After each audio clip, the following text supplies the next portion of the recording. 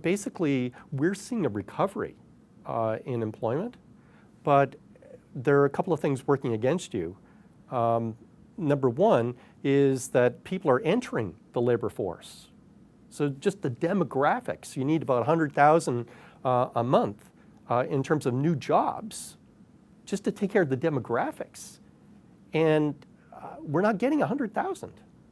So that's a problem. The other is kind of obvious, that the pace of the expansion is just too slow to get, there's not enough growth so that people actually go and spend on people. It's basically, we're seeing that firms are hoarding cash, so they're not spending on investment, and they're not spending on employment.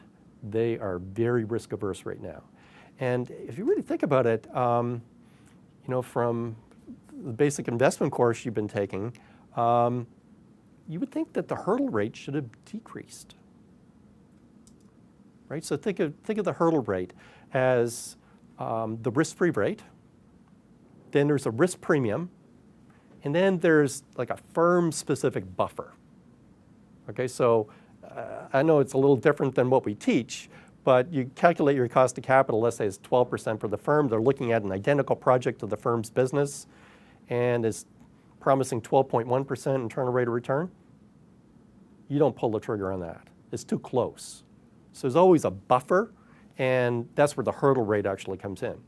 So it's pretty clear the risk-free rate's decreased, right? So if you use the 10-year rate, that's decreased by almost 200 basis points since the beginning of the recession. If your risk premium is hooked into something like the VIX, then that's dramatically decreased. And what you're left with is this fudge factor, or the firm-specific buffer.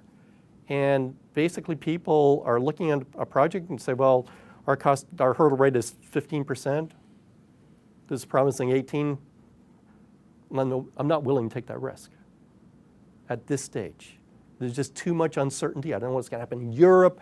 I don't know what's going to happen to crazy food inflation that might damage the emerging markets complex. I don't know what's going to happen with the US deficit and debt.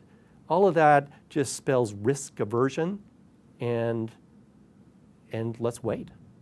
And that's exactly what's happening.